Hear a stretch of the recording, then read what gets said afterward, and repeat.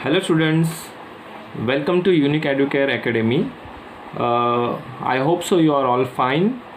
So we are doing Science 2 Chapter 1 Heredity and Evolution, and in this now we are going to move to the next topic, that is Darwin's theory of natural selection, and we are going to do the next that is Lamarckism.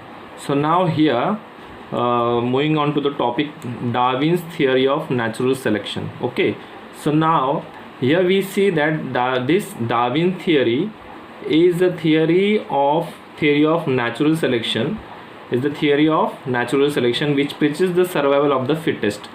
Means natural selection के ऊपर ये depend है, और वह क्या theory बताता है? यह थियोरी यह बताता है कि सर्वाइवल ऑफ द फिटेस्ट, मतलब ऐसा ऑर्गेनिज्म या ऐसा लिविंग बीइंग जिसमें सारी कैपेबिलिटीज़ है, जिसमें सारी काबिलियत है, और वो अपने आप को मॉडिफाई करने की कोशिश करेगा, और वो कंपटीशन में सबसे आगे रहने की कोशिश करेगा. That is called as survival of the fittest. Okay, तो अच्छा, तो ये जो उन्होंने डार्विन ने ये जो थियोरी पब्लिश की नेचुरल सिलेक्शन, तो ये किस बेस पे की?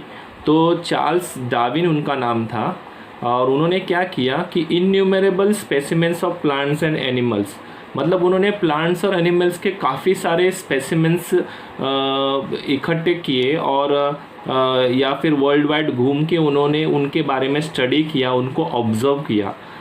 उनको क्या किया? स्टडी किया और ऑब्ज़र्व किया. किनको स्टडी किया? Specimens of plants and animals, और उनको उन्होंने क्या किया? ऑब्ज़र्व किया. ओके, तो उस बुनियाद पे उन्होंने यह कंक्लूजन किया कि there is a theory of natural selection, मतलब नेचुरल सिलेक्शन के ऊपर डिपेंड होता है कि which says all about the survival of the fittest.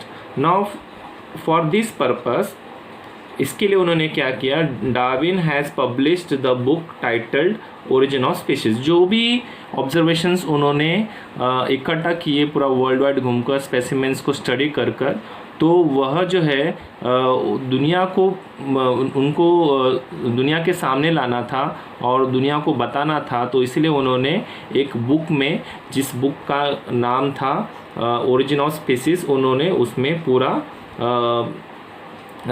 लिख डाला. उन्होंने पूरा लिख के सारी दुनिया को बताया कि कैसे वह अपनी थियोरी को दुनिया के सामने रखते हैं और क्या मानते हैं. Okay, while explaining the concept, यह कॉन्सेप्ट एक्सप्लेन करते समय डार्विन क्या कहते हैं? डार्विन कहते हैं कि ऑल द ऑर्गेनिजम्स रिप्रोड्यूस प्रोलिफिकली.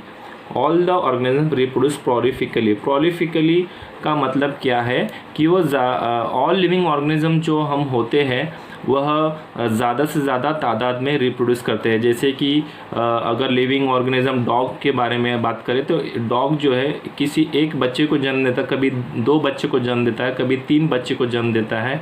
और आप देख रहे हैं कि आज वर्ल्ड पॉपुलेशन कितना है, तो इसका मतलब ज़्यादा से ज़्यादा वह रिप्रोड्यूस करने की कोशिश करता है. एनी लिविंग ऑर्गेनिज्म आप एग्जांपल ले ले तो all the organisms compete with each other in a life threatening manner. यह जो ऑर्गेनिजम्स होते हैं वह तो रिप्रोड्यूस तो करते हैं, लेकिन वह आगे चल कर या कुछ सालों बाद ऑल ऑर्गेनिजम्स में एक तरह का कंपटीशन आ जाता है. तो वह जो कंपटीशन है वह एक दूसरे के साथ होता है, और वह अपना लाइफ जीने के लिए वह अपने रोज़मर्रा के लाइफ में आगे जाने के लिए वो क्या करते हैं? लाइफ थ्रेटनिंग मैनर में वह एक दूसरे को compete करना चाहते हैं. या मतलब कि या तो अब जैसे कि एक ही चीज़ है, तो या तो तू ले पाएगा या तो मैं ले पाऊँगा, तो उसमें क्या होता है? लाइफ थ्रेटनिंग मैनर होता है. जैसे आपने एक लगान पिक्चर में, आप मूवी में आपने देखा होगा कि एक अंग्रेज़ अफसर होता है और 2 खेती करने वाले होते हैं किसान, और उनके बीच में एक रोटी फेंकते हैं, और वो 2 किसान जो है आपस में लाइफ थ्रेटनिंग मैनर में एक दूसरे को हानि पहुंचाने की कोशिश करते हैं। वो एक दूसरे को ये बताने की कोशिश करते हैं कि तेरे से ज़्यादा ताकतवर मैं हूँ, ताकि वह रोटी लड़कर वह अपने काबिलियत पर वह रोटी जो है अपने लिए हासिल कर सके। Okay, so that is competition with each other. और वह कंपटीशन कैसे है? वह कंपटीशन लाइफ थ्रेटनिंग मैनर है। ओके, इन दिस कंपटीशन, वो जो कंपटीशन, अभी एक तरह का कंपटीशन मैंने आपको बताया, और कई सारे कंपटीशंस हमारे लाइफ में होती है। तो only those organism sustain which shows the modification essential for winning the competition. मतलब हर कोई कंपटीशन में ऐसा ऑर्गेनिज्म सस्टेन कर पाएगा, मतलब रह पाएगा, मतलब जी पाएगा, मतलब अपने आप को आगे की ओर बढ़ा पाएगा। तो वह कौन सा ऑर्गेनिज्म होगा जो अपने आप में मॉडिफिकेशंस लाएगा, और वह एसेंशियल मॉडिफिकेशंस लाएगा। और वो मॉडिफिकेशन क्यों लाएगा स्टूडेंट्स? क्योंकि उसे वह कंपटीशन क्या करना है? विन करना है। जैसे अभी हम स्कूल में पढ़ते हैं तो आप देखते हैं कि एक ही सीट अगर सपोज़ अगर कॉलेज में अगर अवेलेबल है, तो जो ज़्यादा परसेंट लाएगा वही वो सीट ले पाएगा। तो हम में भी एक तरह का स्टडी का कंपटीशन है कि मैं ज़्यादा से ज़्यादा मार्क्स लाऊं। अभी मैं ज़्यादा से ज़्यादा मार्क्स लाऊं, अगर आप इतना ही सोचेंगे तो आप क्या आगे जाएंगे? क्या आप क्या कंपटीशन जीत पाओगे? नहीं। उसके लिए आपको क्या करना पड़ेगा? अपने आप में मॉडिफिकेशन करना पड़ेगा। आप अगर कम पढ़ाई करते हो तो वो आपको ज़्यादा घंटे पढ़ाई करनी पड़ेगी, आपको अपना दिमाग जो है ज़्यादा से ज़्यादा चलाना पड़ेगा। तो इस तरीके से मॉडिफिकेशंस जो है वह आपको लाने होंगे। और एक एग्जांपल अगर मैं लूँ कि कोई एक बंदा है, वो चाहता है कि आगे जाके रेसलर बने। ओके, तो रेसलर बने, ये जो उसकी सोच है ये बहुत ही बढ़िया है, लेकिन उसमें अपने आप में जो है उसको क्या करना होगा? मॉडिफिकेशंस लाना होगा। उसने उसको अपने आप बॉडी को बिल्ड करना होगा, तब जाके वह जो है वह कंपटीशन को विन करने के काबिल बनेगा। तो इस तरह से ऑर्गेनिज्म कौन वह सस्टेन कर पाता है? जो अपने आप में मॉडिफिकेशंस लाता है, और वो एसेंशियल होने चाहिए, ज़रूरी होने चाहिए, नाकाम नहीं होना चाहिए। तो ऐसे केस में वो कंपटीशन क्या कर पाएगा? जीत पाएगा। हाउएवर बिसाइड दिस, इसके अलावा natural selection also plays important role, because nature selects only those organism which are fit to live and the rest perish. अभी यह तो एक इंसान या कोई एक लिविंग ऑर्गेनिज्म अपने आप में एक मॉडिफिकेशन लाता है और वो कंपटीशन में सबसे आगे रहने की कोशिश कर पाता है। ओके, तो अगर मैं और एक एग्जांपल दूँ डॉग्स के बारे में, तो एक डॉग मतलब फीमेल डॉग है। फीमेल डॉग ने दो बच्चे को जना, तो दो बच्चे हो गए वो फीमेल डॉग को। और फिर जो डॉग जो छोटे से जो पेट होते हैं डॉग के, वह वहीं पर खेल रहे हैं, और वह रोज़ राह देखते हैं कि उनकी मम्मी जो है वो उनके बच्चे के लिए खाना लाएगी। ओके, तो थोड़े देर के बाद में या फिर थोड़े वक्त के बाद में 2 घंटे बाद में जब उनको भूख लगती है, तो वो जो फीमेल डॉग है वह यहाँ वहाँ घूम के कहीं से एक छोटा सा रोटी का टुकड़ा जो है वो ला देती है। तो ठीक है, तो ला देती है, तो जैसे ही वो बच्चों के सामने रखते तो 2 बच्चों में जो है फाइट चलता रहता है कि वह खाए कि यह खाए, वह खाए कि यह खाए। तो आपने ये तो अपने आजू बाजू में सराउंडिंग में आपने ऑब्जर्व किया रहेगा, और आपने देखा रहेगा कि कोई एक डॉगी जो होता है वो हमेशा ज़्यादा निवाला खा लेता है, और जो दूसरा डॉगी रहता है, पेट जो रहता है, वो हमेशा थोड़ा सा खा लेता है। उसका रिजल्ट क्या होता है? कुछ महीनों में जो ज़्यादा खा लेता है फाइट करके, जो फिट होता है, जिसके पास ताकत होती है, जिसके पास कैपेबिलिटी होती है, वह जीता है और वह स्ट्रॉन्गेस्ट होता है। और जो दूसरा जो है वो दिन ब दिन वीक होता है,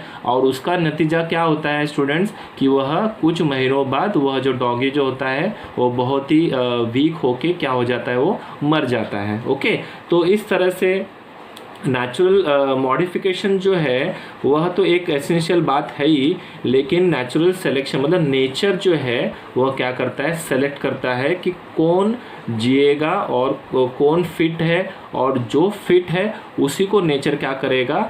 चांस देगा आगे जाने के लिए। और जो यह चांस नहीं उठाएगा, जो अपने आप में मॉडिफिकेशन नहीं करेगा, वो क्या होगा, the rest will perish. Perish मतलब धीरे धीरे करके कमज़ोर होके नष्ट हो जाना, तो that is called as perish. Okay, तो sustaining and selected organism can perform reproduction.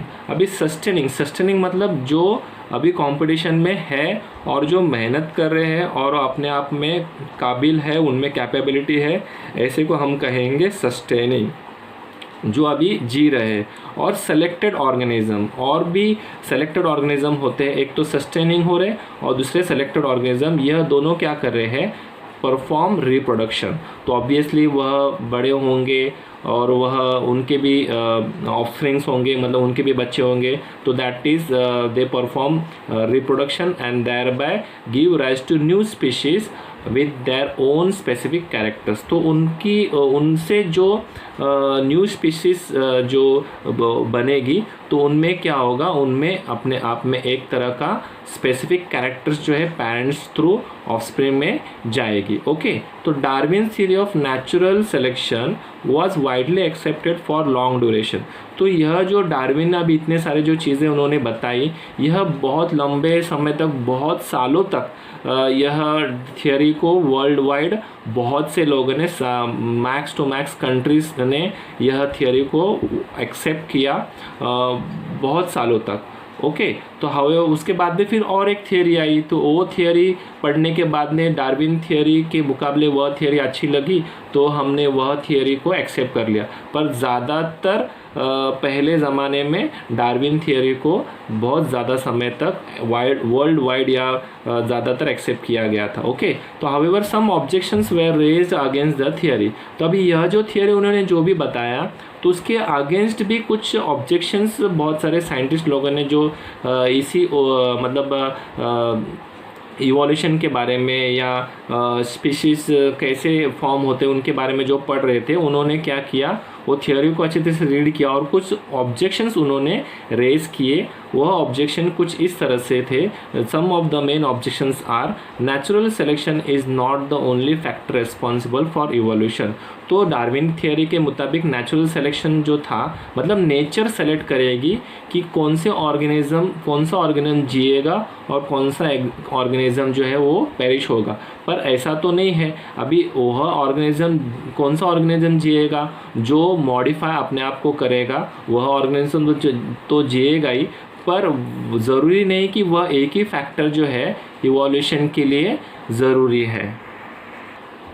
और भी फैक्टर्स है, जैसे कि म्यूटेशन के बारे में अगर मैं कहूँ तो mutation generation to generation mutation थोड़ी बहुत होती रहती है। तो इस वजह से जो न्यू ऑफस्प्रिंग्स होते हैं उसमें से उनमें चेंजेस होते रहते हैं और वह चेंजेस जो है वो नेक्स्ट ऑफस्प्रिंग में कैरी हो जाते हैं और उनमें भी कुछ सडन चेंजेस होने के वजह से न्यू स्पीशीज़ का फॉर्मेशन होता है। तो इसीलिए सिर्फ नेचुरल सिलेक्शन नहीं बल्कि म्यूटेशन और भी कई फैक्टर्स रिस्पॉन्सिबल हो सकते हैं फॉर द इवोल्यूशन। लेकिन डार्विन ने क्या कहा था कि नेचुरल सिलेक्शन ही रिस्पॉन्सिबल था सिर्फ फॉर इवोल्यूशन के लिए। अभी आपको तो पता है इवोल्यूशन के बारे में हमने पढ़ा था कि it is a slow on going process which changes gradually, धीरे धीरे चेंजेस ग्रेजुअली चेंज होता है और फिर एक स्पीशीज़ से जो है धीरे धीरे एक new modified type of species जो है वह आती है। For example we are human being, पहले तो हम ह्यूमन बीइंग नहीं थे, we have evolve from ape to now we are human being man, we are homo sapien. तो इस तरह से हम में जो इवोल्यूशन आया उसके लिए तो ऑफकोर्स करोड्स ऑफ ईयर्स लगे या फिर लैक्स ऑफ ईयर्स लगे रहेंगे। तो सिर्फ एक नेचुरल सिलेक्शन इज वो फैक्टर रिस्पॉन्सिबल इवोल्यूशन के लिए नहीं था।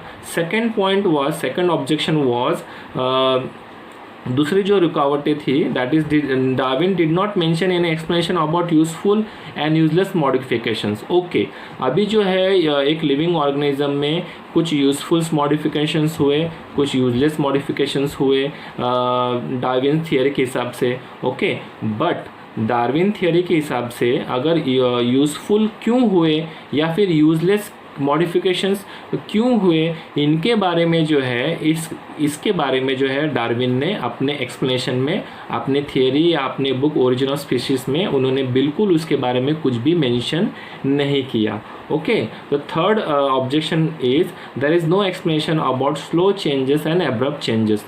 तो थर्ड पॉइंट ऐसा है कि स्लो चेंजेस अगर इवोल्यूशन के दौरान किसी लिविंग ऑर्गेनिज्म में, किसी इंसान में आ रहा है, या फिर सडनली एब्रप्ट चेंजेस आ रहा है, तो वह क्यों आ रहा है, ऐसे क्यों हो रहा है, उसके बारे में there was no explanation explained by him in his book Darwin theory, in his book Origin of Species, written by Darwin theory. Okay, so irrespective of all these objections, Darwin's work on evolution has been a milestone. तो ये सारे objections जो है ये दूसरे scientist लोगों ने objection ली थी, पर अगर देखा जाए, अगर ये ऑब्जेक्शन को अगर हम नज़रअंदाज करें, तो डार्विन का जो इस फील्ड में जो भी योगदान रहा है इवोल्यूशन के बारे में, वह जो है it has been a milestone, मतलब बहुत ही महत्वपूर्ण और एक काबिले तारीफ़ है। Okay, next is given about introduction of scientist, that is Charles Robert Darwin, जिनका फुल नेम दिया है, and he was there till from 1809 to 1882. Okay, the English biologist propose the theory of evolution. Theory of evolution के बारे में उन्होंने theory जो है दुनिया के सामने रखी थी। He showed that all the species of living organism have been gradually evolved over a period of thousands of years from common ancestors. तो ये तो हमने ऑलरेडी पढ़ा हुआ है कि बहुत सारे मतलब कई तरह के जो स्पीशीज़ होती है। देखिए, स्पीशीज़ अगर आपको कुछ समझ में नहीं आया तो मैं बताता हूँ। जैसे कि बर्ड्स एक काइंड ऑफ स्पीशीज़ है, ह्यूमन बींग एक काइंड ऑफ स्पीशीज़ है। भले हम अफ्रीका में रहे, भले अमेरिका में रहे, भले इंडिया में रहे, भले चाइना में रहे, तो हाँ आप देख रहे हर ह्यूमन बींग जो है दिखने में अलग है, उनके हैबिटेट अलग है, उनका रहन सहन अलग है, लेकिन वह एक ही इसमें आता है, that is called as homo sapien. Okay, so तो ह्यूमन बींग जो है एक तरह का स्पीशीज़ है। अगर कैट के मामले में देखेंगे, कैट के मामले में देखेंगे तो कैट एक तरह का स्पीशीज़ है, और उसमें भी कई तरह के बड़े बाल वाले कैट होते हैं, थोड़े छोटे हाइट वाले कैट होते हैं, तो वो एक तरह का स्पीशीज़ होता है। फिर लेपर्ड, फिर टाइगर का भी एक तरह का स्पीशीज़ होता है, लायन का एक तरह का स्पीशीज़ होता है, तो that is called as the species. और यह सारे जो स्पीशीज़ होते हैं वो सारे जो है सारे बहुत साल, थाउजेंड्स ऑफ ईयर्स के पहले जो है वह कॉमन एंसेस्टर से ग्रेजुअली और धीरे धीरे इवॉल्व हुए हैं। Okay, so he propose that principle of natural selection is responsible for this evolution. तो उनके मुताबिक जो है there is only one thing, that is Charles Robert Darwin thing ने जो फोकस किया है, that is his principle of natural selection. तो वो बार बार एक ही चीज़ कहते थे कि नेचुरल सिलेक्शन ही रेस्पॉन्सिबल है इवोल्यूशन के लिए। लेकिन अदर साइंटिस्ट ने, तो आपने देखा ऑब्जेक्शन में कि अदर साइंटिस्ट ने क्या कहा कि सिर्फ नेचुरल सिलेक्शन ही ये एक फैक्टर ही ज़रूरी नहीं है कि जिस वजह से इवोल्यूशन हुआ हो, बाकी और भी फैक्टर्स ज़रूरी है। तो now we are going to move to our next topic, that is Lamarckism. So Lamarckism के बारे में अगर मैं आपको कहूँ कि इस लमार्किज्म, ये जो वर्ड है ये एक साइंटिस्ट के नाम से लिया गया वर्ड है। जैसे डार्विन्स थियोरी में डार्विन जो है ये साइंटिस्ट का नाम था, जिनका फुल नेम था चार्ल्स रॉबर्ट डार्विन। अभी लमार्किज्म के बारे में अगर हम पढ़ेंगे तो लमार्क, जीन बैप्टिस्टिक लमार्क, ये साइंटिस्ट का नाम था। ये साइंटिस्ट के वजह से लमार्किज्म थियोरी जो है वो डेवलप हो गई। उन्होंने उनका एक प्रिंसिपल था, वो प्रिंसिपल क्या था, यूज़ और डिसयूज़ ऑफ ऑर्गन्स। मतलब हमारे बॉडी के बारे में अगर हम बात करेंगे तो बॉडी में कौन से पार्ट्स जो है यूज़ और डिसयूज़ के वजह से क्या कॉन्सेप्ट, ये जो कॉन्सेप्ट है यूज़ और डिसयूज़ ऑफ ऑर्गन के वजह से क्या मॉडिफिकेशंस हुए, क्या हमने एक्वायर्ड किया, वह हम देखेंगे। ओके, तो Jean Baptiste Lamarck propose that morphological changes occurring in living organism are responsible for evolution. तो and the reason behind this behind those morphological changes is activity or laziness of that organism. तो he called this concept as principle of use or disuse of organs. तो ये मैंने आपको already बताया कि Lamarck ने क्या प्रोपोज किया, मतलब उन्होंने क्या किस बात पर जोर दिया कि मॉर्फोलॉजिकल चेंजेस जो है, अभी मैंने आपको मॉर्फोलॉजिकल एविडेंस में मैंने आपको बताया था कि एविडेंस ऑफ इवोल्यूशन में पहला एविडेंस जो है वो मॉर्फोलॉजिकल एविडेंस है, जिनमें हमने क्या देखा, हमने अपीयरेंस के बारे में मैंने बात किया था। अपीयरेंस में क्या क्या आता है, स्ट्रक्चर ऑफ माउथ और फिर बाद में कलर, फिर हाइट, ये सारी जो चीज़ें होती है ये मॉर्फोलॉजिकल कैरेक्टर्स में आती है। और ये मॉर्फोलॉजिकल चेंजेस मतलब कि यह जो कैरेक्टर्स में जो चेंजेस आए हैं वह हम उसे हम कहेंगे मॉर्फोलॉजिकल चेंजेस। तो ये मॉर्फोलॉजिकल चेंजेस जो है वो जो लिविंग ऑर्गेनिज्म में जो होती रहती है जनरेशन आफ्टर जनरेशन, वही एक रिस्पॉन्सिबल चीज़ है फॉर इवोल्यूशन। ओके, और इसके पीछे जो रीज़न जो उन्होंने कहा है कि मॉर्फोलॉजिकल चेंजेस के बारे में जो रीज़न उन्होंने कहा है इज़ द एक्टिविटीज़ और एक्टिवनेस और लेजीनेस ऑफ दैट ऑर्गेनिज्म। मतलब एक ऑर्गेनिज्म है जो एक्टिव है, जो हमेशा कुछ करता है, कुछ एक्टिविटी कैरी करता है, और वह ऑर्गेनिज्म के मुकाबले दूसरा ऑर्गेनिज्म जो है वह कुछ एक्टिविटी नहीं करता, वह लेज़ी है, उसे वह चीज़ करना पसंद नहीं है, या फिर उसे उस दो ऑर्गेनिज्म का अगर हम कंपेयर करेंगे तो एक एक्टिविटी करने वाला ऑर्गेनिज्म है और एक बिना एक्टिविटी करने वाला मतलब लेज़ी ऑर्गेनिज्म है। तो ये दोनों जो है वह रीज़न है behind the morphological changes. Okay, so now इसी कॉन्सेप्ट को उन्होंने क्या कहा, as a principle of use और disuse of organs. Further, he said that neck of giraffe has become too long due to browsing on leaves of tall plants by extending their neck for several generation. Okay, तो यहाँ पर अभी giraffe का example दिया है कि giraffe ने अपना जो नेक जो है, जो यहाँ पर आप अभी डायग्राम में मैं आपको बता रहा हूँ, एक सेकेंड। तो यह जिराफ के बारे में, अभी जिराफ का ऑलरेडी पहले नेक जो था वो शॉर्ट था।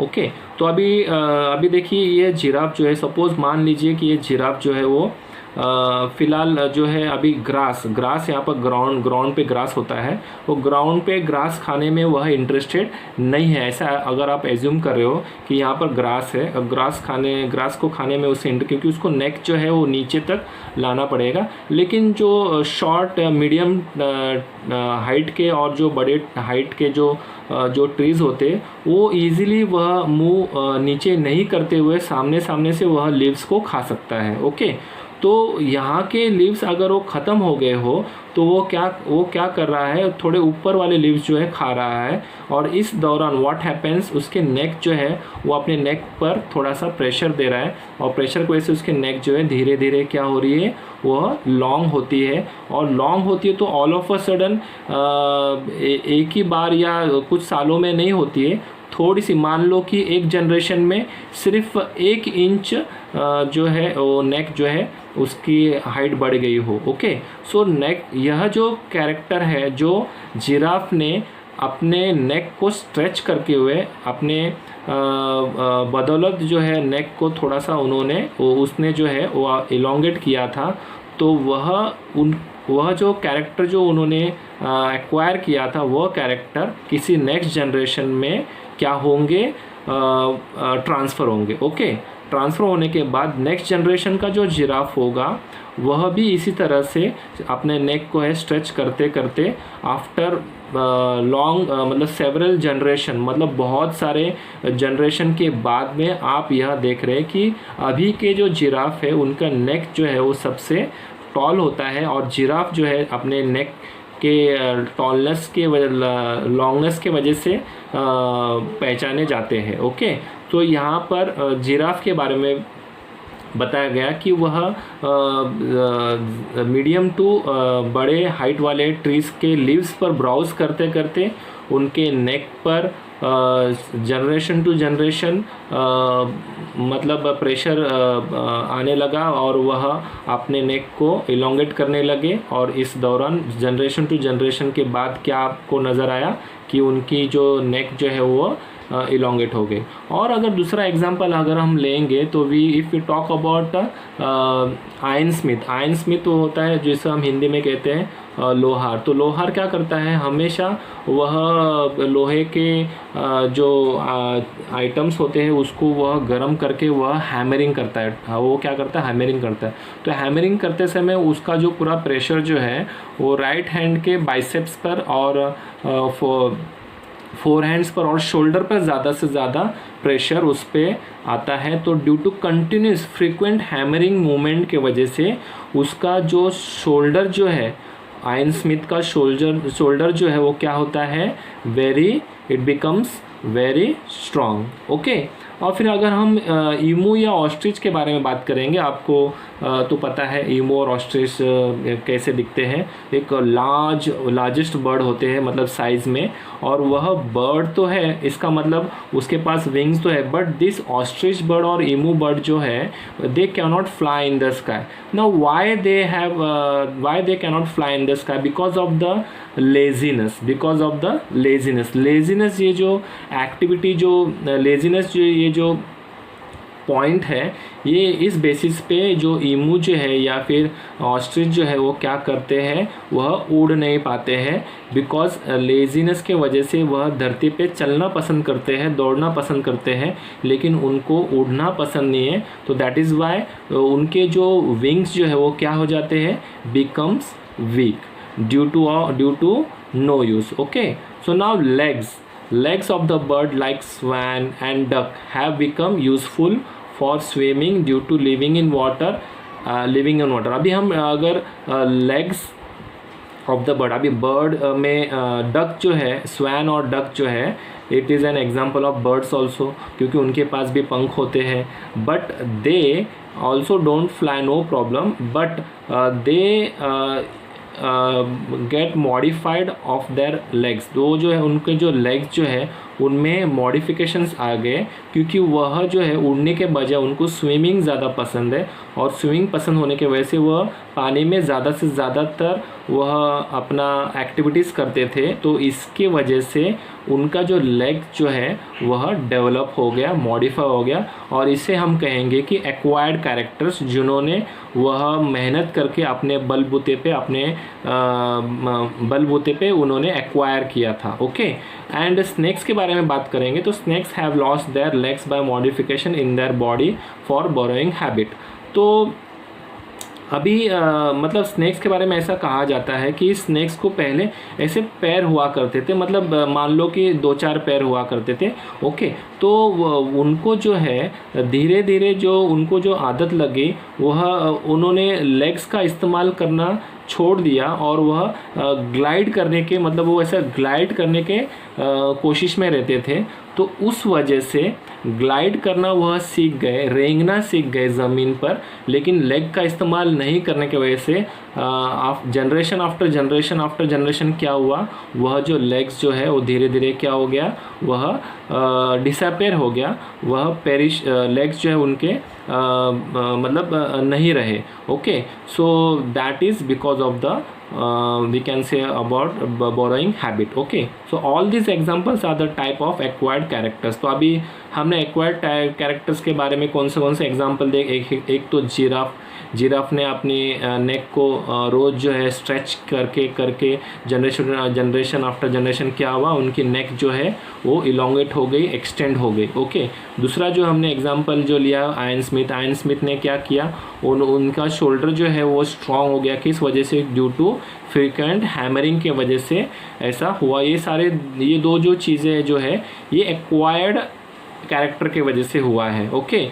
अभी यहाँ पर जो मतलब ऑस्ट्रिच और ईमू के जो एग्जांपल जो यहाँ पर दिए गए हैं, वह उन्होंने उनके लेजीनेस के वजह से क्या हुआ, वो उनके विंग्स जो है वो वीक हो गए। और स्वैन अगेन डक जो है वह स्विमिंग में स्विमिंग उनको करना था, तो इस वजह से उनके लेग्स में मॉडिफिकेशंस हुए। और स्नेक के बारे में अगर मैं कहूँ तो due to boring habit they have lost their legs. तो स्नेक के जो लेग्स जो थे वह उनका यूज़ इस्तेमाल वो नहीं कर रहे थे, और उनको वह ग्लाइड करना सीख रहे थे, तो इसलिए ग्लाइड करना उनको इजी लगा। और इस दौरान जो है लेग का इस्तेमाल ना होने की वजह से धीरे धीरे वो लेग जो है उनके डिसअपियर हो गए। Okay, so all these examples are types of acquired characters and are transferred from one to another generation। तो यह जो सारे acquired characters जो है लमार्क साइंटिस्ट के हिसाब से क्या हुआ था, यह जो कैरेक्टर्स है जनरेशन आफ्टर जनरेशन क्या हो रहे हैं, ट्रांसफ़र हो रहे हैं। क्या हो रहे हैं? ट्रांसफ़र हो रहे हैं।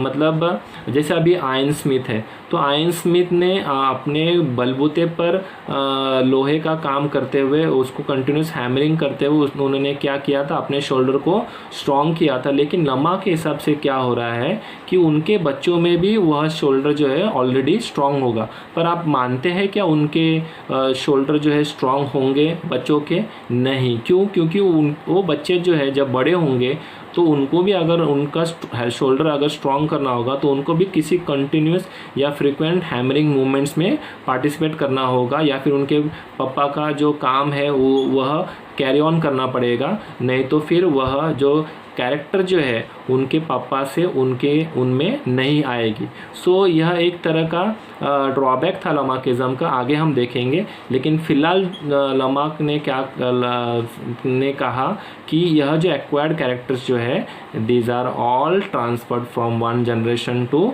Another, and this is called as theory of inheritance of acquired characters और लमार्किज्म। तो यहाँ पर एक कैपिटल एक ऐसा inverted comma, open inverted comma होना चाहिए, आई होना चाहिए, इनहेरिटेंस ऑफ एक्वायर्ड कैरेक्टर्स और लमार्किज्म। तो जैसे हम शॉर्ट में कहेंगे लमार्किज्म, इसका मतलब कि आप बात करें इनहेरिटेंस ऑफ एक्वायर्ड कैरेक्टर्स, जिसके बारे में अभी मैंने ये पैराग्राफ में एक्सप्लेन किया कि यह सारे एक्वायर्ड किए गए कैरेक्टर्स हैं, ना कि पहले से वह कैरेक्टर्स उसमें मौजूद नहीं थे, वो एक्वायर किए गए अपने मेहनत के बलबूते पर।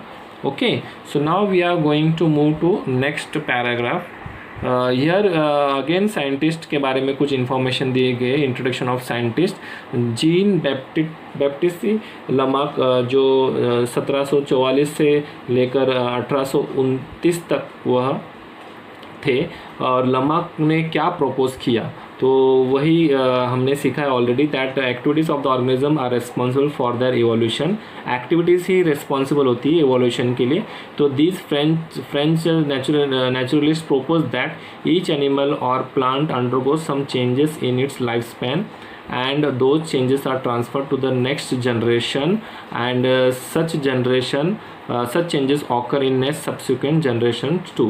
तो यही ज़्यादा उन्होंने कुछ ऐसे स्पेशल कुछ अलग नहीं कहा है, यही चीज़ें उन्होंने यहाँ पर एक्सप्लेन की है कि हर एनिमल और प्लांट जो है वो उसमें चेंजेस हो जाता है थ्रू आउट लाइफ स्पैन। मतलब वो समझो कोई एनिमल है वो 20 साल जी रहा है, तो 20 साल के दौरान जो है कुछ चेंजेस उसमें हो जाती है, और वही जो चेंजेस जो होता है वह अगले जनरेशन में वह क्या करता है, वो कैरेक्टर्स जो है ट्रांसफ़र करता है, और यही चेंजेस जो होते हैं वह नेक्स्ट जनरेशन में भी पाए जाते हैं, ऐसा लमार्क का मानना है। Okay, so now our next para is about the development of organs due to specific activities, or their degeneration due to no use at all was widely accepted। अभी देखो आयन स्मिथ का जब हमने example लिया था, वो continuous वो hammer से वह लोहा जो है लोहा को आकार देने की कोशिश कर रहा था। इस वजह से उसको वह काम करना पड़ रहा था क्योंकि उसकी अर्निंग थी। तो उस वजह से क्या हुआ, उसका जो शोल्डर जो है वो क्या हुआ था, बहुत ही स्ट्रांग हो गया था। तो ये जो डेवलपमेंट ऑफ ऑर्गन जो है एक एक्टिविटी के तरह एक एक्टिविटी के वजह से हुई थी। ओके, और किसी जैसे स्नेक का हमने एग्जांपल लिया था, उन्होंने स्नेक जो है लेग का इस्तेमाल ही नहीं किया था, तो उस वजह से क्या हुआ, वह लेग्स जो है डीजनरेट हो गए और after some generation after generation क्या हुआ, वह लेग्स ही नहीं रहे क्योंकि स्नेक को चलने के बजाय ग्लाइड करने में ज़्यादा एक्टिविटी उन्होंने की थी। तो यह जो दो चीज़ें जो development of organism in case of ion Smith और डीजनरेशन यह in case of snake, okay, या फिर इमू और ऑस्ट्रिच के केस में, तो यह जो चीज़ें जो है it was widely accepted, but यह पूरी दुनिया में एक्सेप्ट कर लिया गया। But transfer of those characters from generation to generation, यह जनरेशन टू जनरेशन यह जो कैरेक्टर जो है वह ट्रांसफ़र होती है, यह जो मानना है वह एक्सेप्ट नहीं किया गया और उसको रिजेक्ट किया गया। जैसे मैंने आपको कहा था आयन स्मिथ का जो शोल्डर है वो स्ट्रॉन्ग है, इसका मतलब ये तो नहीं कि जो उसका बच्चा अगर बड़ा होगा तो उसके ऑलरेडी उसका शोल्डर जो है पहले से स्ट्रॉन्ग होगा। सो इसका मतलब ये है कि यह जो कैरेक्टर्स जो है वो ट्रांसफ़र हो रहे हैं, ऐसा लमार्क ने कहा था। वह जो है किसी अदर साइंटिस्ट ने क्या कहा कि इट इज़ उन्होंने रिजेक्ट किया, उन्होंने उस थियोरी को रिजेक्ट किया कि यह एक्वायर्ड कैरेक्टर जो है वो उसी लाइफ स्पैन तक सीमित होता है, बल्कि वह ट्रांसफ़र नहीं होता है, because it had been verified many times. तो अभी यह जो है यह थियोरी जो अभी जिस साइंटिस्ट ने भी या फिर ग्रुप ऑफ साइंटिस्ट ने भी जो भी इन्होंने कहा कि आयन स्मिथ का बेटा का शोल्डर बड़ा होने के बाद में उतना ही स्ट्रॉन्ग होगा क्या जितना वो आयन स्मिथ का था, नहीं। तो यह जो उन्होंने कहा किसी बुनियाद पे कहा होगा और उसको वेरीफाई भी किया गया रहेगा, और वेरीफाई एक बार नहीं मैनी टाइम्स वेरीफाई किया गया that modification brought in us are not transferred to next generation and thereby Lamarck's theory was disapprove. तो एक बार नहीं बल्कि कई बार वेरीफाई किया गया और कई एग्जाम्पल्स दिए गए लमार्क को और के अदर साइंटिस्ट को, बोर्ड ऑफ साइंटिस्ट जो होते हैं, और उसके बाद में यह तय किया गया कि लमार्क थियोरी जो है वो उतनी करेक्ट नहीं है जितनी होनी चाहिए थी, जितना लमार्क जो है उस पर फोकस कर रहा था। Okay, so here next line is the living organism can transfer the characters which it has acquired to the next generation। तो लिविंग ऑर्गेनिज्म जो है डेफिनेटली अभी वही लमार्क थियोरी के बारे में पढ़ रहे हैं कि वो ट्रांसफ़र करता है जो कैरेक्टर उसने एक्वायर किए to the next generation. Okay, तो this is called ancestry of acquired characters. तो इसी को हम क्या कहेंगे, एंसेस्ट्री ऑफ एक्वायर्ड कैरेक्टर। मतलब ये जो एक्वायर्ड कैरेक्टर्स जो हम में आए हैं वह हमारे पूर्वजों के वजह से आए हैं, इसलिए उसे हम कहेंगे ancestry of acquired characters. So I think so students this Darwin theory of evolution और natural selection, Darwin theory of natural selection and Lamarckism आपको समझ में आया हो। सो do subscribe my channel once again. My channel name is Unique Educare Academy and उम्मीद करता हूँ कि आपको अगर इसमें कुछ बहुत कुछ समझ में आया रहेगा, और अगर कुछ समझ में नहीं आया रहेगा तो you can write it in the comment section and definitely I will वह मैं चीज़ें आपको किसी वीडियो में सारे डाउट्स जो है क्लियर करके मैं एक वीडियो बनाने की कोशिश करूँगा। Okay, so next lecture I have a small topic called speciation and the last topic is the human evolution. How मतलब it takes crores of years or lakhs of years for a human being to be from ape to homo sapien. ओके, तो हम last lecture में देखेंगे and then we will finish the chapter. फिर मिलेंगे हम अगले लेक्चर में। Till then good bye, see you. अपना ख्याल रखें, घर पे रहे, सुरक्षित रहे, because this is the lockdown time and once again see you. Thank you.